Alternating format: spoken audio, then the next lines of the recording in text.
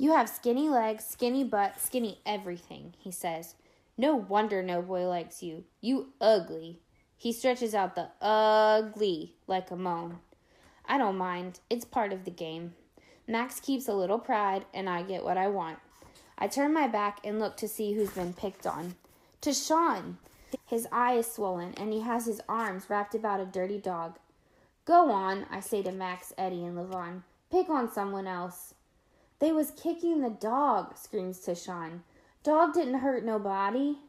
Kids at school whisper Max once set a cat on fire. You're just a girl, not worth my time. I ball my fist. And you're just stupid, dumber than a rock. I want Max to fight me. Go on, hit her, says Levon. Yeah, says Eddie, his eyes bugging out like a balloon. Max blinks. His eyes are super black, mean. Come on, Max says. Waste of time. Him, Eddie, and Levon walk away, trying to be cool. I can finally breathe. Thanks, says Tashawn. He pats the dog, and the dog licks him. It's the first time I've seen Tashawn smile. A big, wide smile that shows his teeth.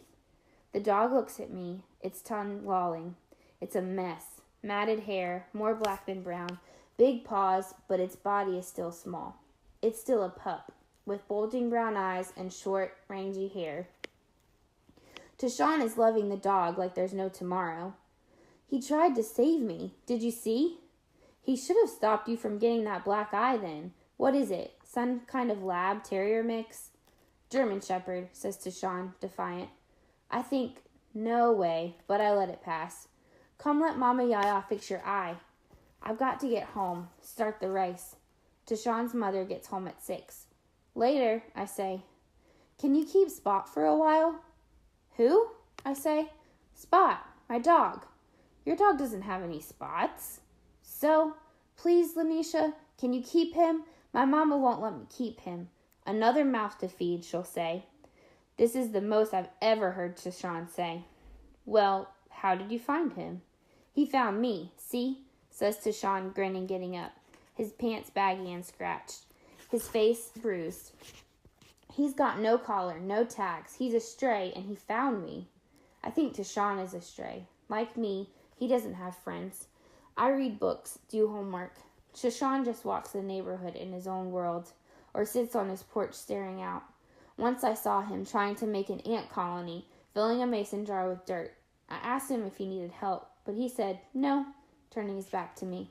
So in the neighborhood, I pretty much leave him alone. Please, Lanisha, help me. I know he's not a German Shepherd. I just always wanted one. I look at Tashawn, hard. Really see him. His eyes are brown just like the dog's. He's nice looking. Kind, I think. He has a kind face. He's tiny, though, smaller than most girls. Patting the dog, he seems happy. Seeing Tashawn's feelings on his face, I see him. Please. All right, but Mama Yaya might say we should call the dog catcher. No, she won't. How do you know? I just do. He is one happy boy, and I smile. Then I whistle and call, Come, Spot, and the dog does, trailing beside me, his stump of a tail high. I have seen much prettier dogs, but Spot doesn't seem to mind being ugly. Looky here, says Mama Yaya as we walk through the door. Is that Spot? I am exasperated. I learned that word from my dictionary. Exasperated as in annoyed. Spot lies down at Mama Yaya's feet like he belongs there. I am exasperated, but not surprised. Mama Yaya knows everything. She has the sight, too. She gives both me and Spot a bowl of Hoppin' John. I look around the warm kitchen as we eat. The gas stove, the dinette set, mason jars filled with roots and herbs on the counter. Mama Yaya is humming a sweet tune. Some song from her African past, from another life. Spot is snoring slightly at her feet. When we finish, I do the dishes, watching rainbow bubbles float up from the sink. You know, there's a storm coming, says Mama Yaya as I slip the last clean dish on the rack, my hands dripping with water. There's been nothing on the radio or TV or the news, nothing in the papers. But Mama Yaya knows. By the end of the week. I shrug. We've had storms before. Tashawn's coming too, she says. I'm always still surprised at how Mama Yaya can see people coming before they even get here. Sometimes I think she has more powers than any superhero. There's a rat-a-tat-tat on the screen door. Lanisha, it's me, Tashawn. Spot gets up, wagging his whole body. I look up, drying my hands. Y'all clean that dog before bed, says Mama Yaya. Come on, I say to Tashawn, opening the door, then moving down the steps, around the side of the house. Tashawn pats Spot. I always wanted a dog. I say nothing, just grab the hose and spray Spot and Tashawn both. One shouts, the other howls, both are happy. It is hot and the water is cold. I toss Tashawn a bar of soap and he is scrubbing Spot. I think they both are getting cleaner than they've ever been. Spot licks Tashawn's face and Tashawn grins. Neighbors pass by. Mrs. Watson cries, That is one fine dog, just a pup. Mr. Lincoln, who has a fake left foot, he says his flesh foot is buried in Vietnam, shouts, Wash him once, then twice, 3 times clean. Fleas don't like soap. Mr. D, Mama Yaya's friend, a retired cop, hoots, Who's your new friend, Lanisha? I look around to see who he's talking about. It's Tashawn. Tashawn shakes himself, and when he does it, Spot shakes himself too, spraying water like streamers. Tashawn does it again, so does Spot. A trick already? Exclaims Mr. D. You've got a smart friend, Lanisha. Mr. D waddles away, his belly wiggling like jelly over his belt. I don't tell him Tashawn is our neighbor from across the street. Whoop, whoop, whoop, I scream, holding the hose high then low. Spot barks. Soon him and Tashawn are jumping up and down, trying to escape the water snake. High then low, Spot tries to bite the water. Tashawn, one eye still closed, just laughs and laughs. I spray his sneakers and Spot's toes. I wave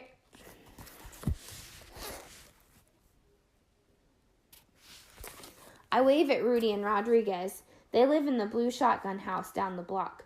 Rudy calls, Lanisha, spray some here, too.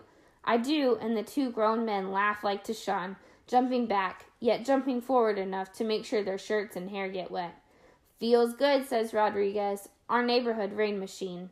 He tosses a silver dollar to Tashawn. Buy the dog a bone. Tashawn, his arms spread wide, twirls like an airplane. Spot barks and chases his tail. I lift the hose high. Water falls like a soft summer shower. There is sweetness to this day. I thought this day was going to be ordinary, but it was full of surprises. Andrew, Tashawn, and Spot, and Miss Johnson saying I could be an engineer. I look up and down the street. Most folks are outside. None of the houses have air conditioning. The houses are painted in pastel colors, pink, yellow, blue, and green. A few are white. Only our house is peach. Pastel colors are supposed to be cool, but all of us are sweating just the same. I hear Mama Yaya's TV news floating yakety-yak out the window. A tropical storm is kicking up high waves in the Bahamas. Satellites show the counterclockwise rotation of a developing hurricane. Winds 38 miles per hour. I hear someone blowing a saxophone. I hear some boys hollering for pickup basketball. Others are rapping on the street corner, pretending they are on TV.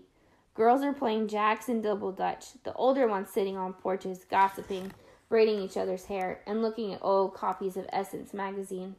Grown-ups are arriving home from work. They seem like kids again, grinning silly. Their wrinkly faces go all smooth once they park their cars or step down from the city bus.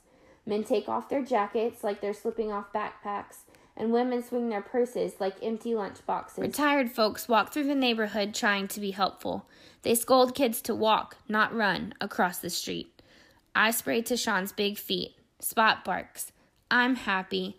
I think this neighborhood is my family, right here, now. Who needs a dumb uptown family?